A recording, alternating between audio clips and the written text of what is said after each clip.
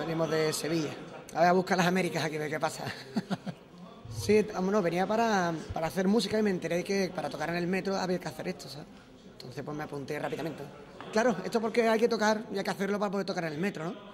Pero vamos, que ahí en Operación Triunfo no me presento yo, vamos, ni hartos de vino.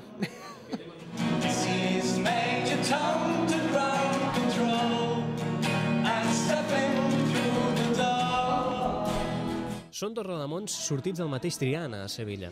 Un duet molt salau que formen el Dani i el Vicente, candidats a un dels 32 espais que la xarxa de metro té reservats als músics. Per això, però, s'han de guanyar el jurat, que triarà segons la qualitat i l'estridència del so. De tot el repertori, amb 2 o 3 cançons, és suficient per prendre una decisió. He creado un ángel verde y gris, a veces le hablo bajito por si está, le busco por la calle, caminar, a veces... Aquesta és la 4ª edició d'una prova d'aptitud pels músics que persegueix l'intrusisme a la professió i que fa que alguns ocupin l'espai al metro sense tenir un mínim musical. També es pretén trencar amb la imatge que relaciona música de carrer amb pobresa.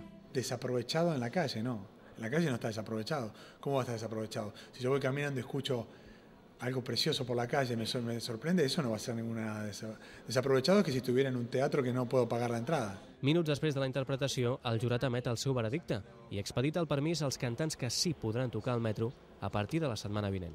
Grupo Zambi, tengo una aclaración. El acordeón estaría así, la guitarra no. Tenemos que hablarlo. Alejandro Pérez, sí.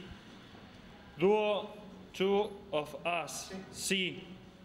Aviv Benedict, sí. ¿Vale? Sí, muy contento. Tenía un poco de palo, yo qué sé, soy pesimista para estas cosas, tío, pero yo qué sé. Guai. Adelante, voy a triunfar, tío, os voy a comer. No sabem si el Dani ens menjarà, però el cert és que a partir d'ara ens amenitzarà els llargs passadissos del metro.